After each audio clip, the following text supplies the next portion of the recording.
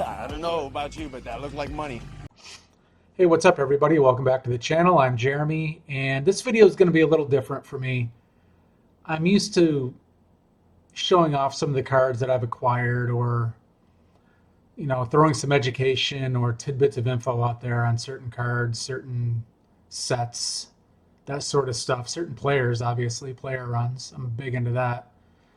But this video is going to be more kind of like, I don't want to say educational, but kind of like a peek into how you might start building a vintage football card collection if you haven't yet. I've received comments recently about, people are getting more interested in it. And I know that when I first got into it, it seemed like a daunting task, where to start, what's good, what's not. Um, there's no such thing as good and bad. It's what you want to collect, really. But I kind of wanted to throw something out there that I wish I would have had when I started. And this is going to be kind of a general $500 budget, how do I get started video.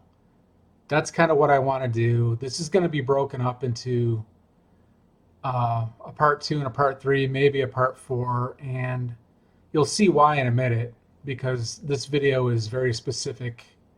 And I think you can be a little less specific, but I wanted to start with something, so that's what we're going to do.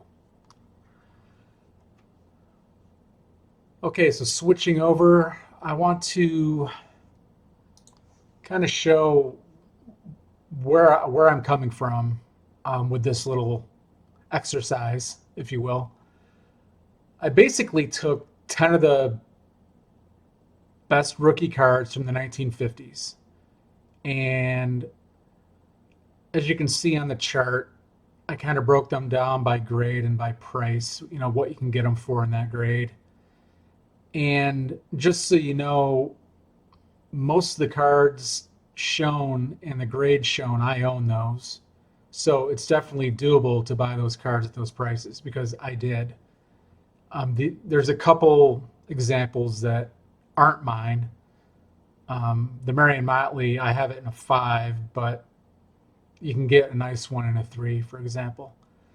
You'll also notice there's no 1958 Topps Jim Brown, and there's no 1957 Topps Bart Starr. That's because for $500, you're not going to get very far for either of those. Definitely not the Jim Brown. You could potentially get a kind of a beater of a Bart Starr, but I kind of wanted to show how to stretch your money in this video. And that's kind of what we're going to do here. And looking at the prices, you can see there's a lot of different ways you can go. So you see here, we've got a 1950 Bowman Marion Motley. We've got a 51 Bowman Emlyn Tennell, a 54 Bowman George Blanda, a 50 Bowman Joe Perry, a 50 Bowman Elroy Hirsch. One of my favorites, the 56 Topps Lenny Moore, the 51 Bowman Norm Van Brocklin, the 55 Topps All-American Don Hudson, the 57 Topps Johnny Unitas, and the 57 Topps Raymond Berry. These are all rookie cards of Pro Football Hall of Fame members. And while you can't get all 10 for $500, you can put together a pretty darn good collection of players for $500. Let's say, Marion Motley is really popular. Let's say you wanted to get a Marion Motley. So you can get a PSA 3 for about $225. And then you could get, a George Blanda, for $170 for a 6.5. That's what I paid. So you're at about, what is that, $395. Let's call it $400 for two really nice cards. And I don't know, for another $100, you could get, let's say, your Lenny Moore. Those 3 cards will cost you a little bit less than $500 in those grades. Let's back it up a little bit. Let's start over, wipe the slate clean. Let's say I let's say you're more of a, I don't know, quantity over quality, for lack of a better term. You can get yourself Emlyn Tennell, very underrated player, great player. How about a Joe Perry, Joe the Jet? And then, shoot, an Alroy Hirsch, too. Those three cards, you're only at $330, give or take. You could get the Lenny Moore again and maybe squeeze in. You could probably squeeze this in and get all 5 of those for about $500. I mean, a 51 Bowman Tennell, a 50 Bowman Perry and Hirsch, a 56 Lenny Moore, and a 57 Raymond Berry in those grades for $500. That's one heck of a way to kick off your, vintage football exercise. Let's wipe the slate clean.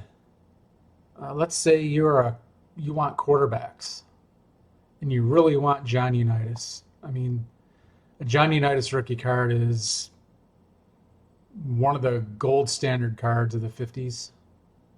I don't think anybody would question that. So let's say you have to have the Unitas.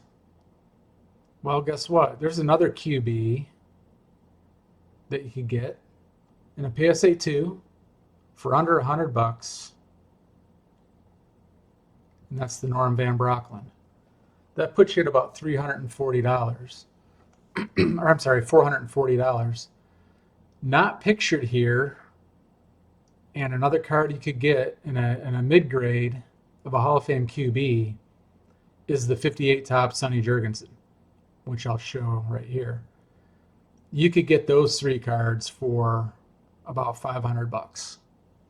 Wiping the slate clean again, let's say, I don't know, wide receivers and running backs are your forte.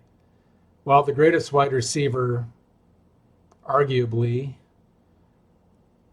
pre-Allworth, and maybe of all time, and the stats back it up, the 55 tops All-American Dodd Hudson. The PSA 5 will run you about $300. Then you can add in the Alroy Hirsch. That puts you at about $430. And you could probably, work a deal and get the Joe Perry. Those 3 cards, about $500. Again, there's a lot of ways to play this. There's so many options. You can take $500. I know some people might think that's not a lot. $500 is a good chunk of money, right? Especially if you're just starting and you're not quite sure what you want to do. It kind of feels risky, right? So it's risky because, when I started, I was focused on nothing but quarterbacks. And I kind of regret that because early on I missed out on some good players, I ended up picking them up later. But, like Marion Motley, getting into this let me learn a lot about Marion Motley and how tremendous of a player he was. Same for Emlyn Tennell. And to a lesser extent, but still an extent, Joe Perry and Crazy Legs Hirsch. You learn about, why guys got their nicknames, like Crazy Legs Hirsch.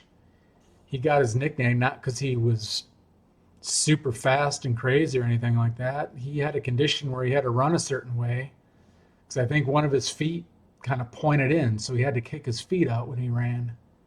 And somebody gave him the moniker Crazy Legs. So guys like that, Lenny Moore, I can't talk about Lenny Moore enough. And it's not just the quarterbacks, and I think it's such a quarterback-driven hobby, especially in modern cards. It's all about the quarterbacks, right? Vintage football is different because the game wasn't all about the quarterbacks back then. It was a 3 yards and a cloud of dust, right? It was running the ball, and then it was really the Rams that put thrown over the top on the map with Van Brocklin, Waterfield, Elroy Hirsch, and Tom Fears. Before that, it was mainly a running game. Vince Lombardi, I believe it was Vince Lombardi, was quoted as saying, "The league's always going to be a running league." I'm paraphrasing, but that's what he said. And the league has changed dramatically. So I guess what I'm trying to say, I'm rambling and being long-winded and all that, but I just want you to know, if you're thinking about vintage football cards and are on a budget, it's totally fine. Uh, these are just 10 of the cards you could target. I left off Dick Night Train Lane. I left off Sonny Jurgensen. There are other Hall of Famers that aren't on here because I only picked 10. Otherwise, you'd have me talking incessantly for way too long, and it's kind of been way too long already for most of you probably. But these are just rookie cards from the 50s. You could attack it. You could go after, let me back up. There's two other guys I left off too, and that's Y.A. Tittle and Otto Graham from the 50 Bowman set. And that's because those two will blow your budget as well. But as I was saying, you could attack it another way where you don't buy rookie cards, you buy second, third, fourth year cards of all time greats. You could, Sammy Baugh, second year Tittle, second year Graham, second year Brown, second year of all these guys shown. Like you can, well, except for Hudson, he doesn't really have a second year. But second year cards there's value to be had there. And I've actually been doing a lot of that. I've been focusing a lot of my time, money, all that good stuff to the 50s. As much as I want to own some 1935 Chickles, I love 50s football, especially 50 through 55. That's kind of like where I'm living right now for the most part, outside of player run stuff.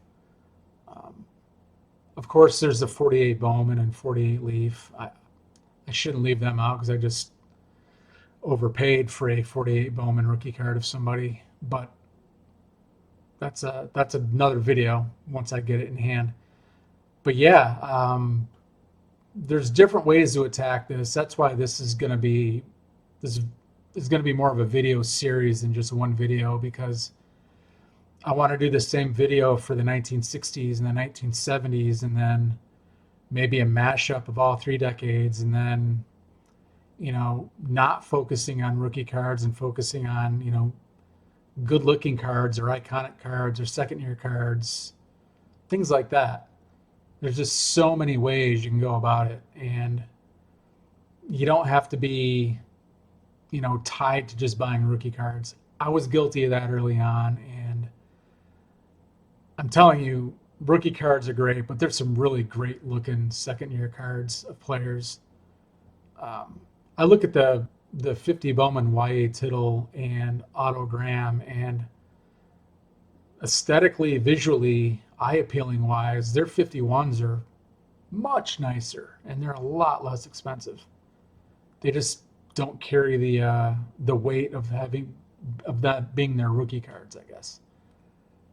Anyway, I'm rambling. That's what I do.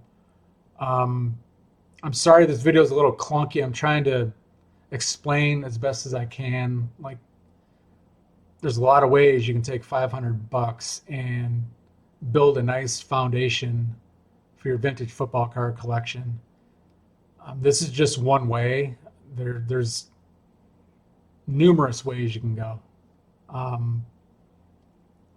Yeah, I mean, if you have any questions, want advice, any of that good stuff, feel free to reach out. I talk to people mainly on Instagram.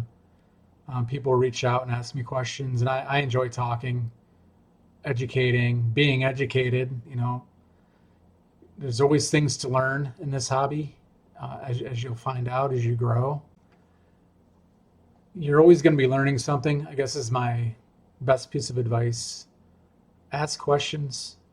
Um, there's only so much you can learn, by searching the internet, searching Google, Yahoo, all that stuff. I'm working on a project, the 1948 to 52 football exhibits, and there's not a lot of, there's a lot less information out there than I thought there would be. And now I'm resorting to like asking questions of people who've been around a long time or who know what those items are and have stories about, where they came from. Like that set, there are versions of cards that have a colored tint. Where did they come from? Do they all the players have those? The postcard backs are the same thing. When did they come out? Does every player have one? How many are there?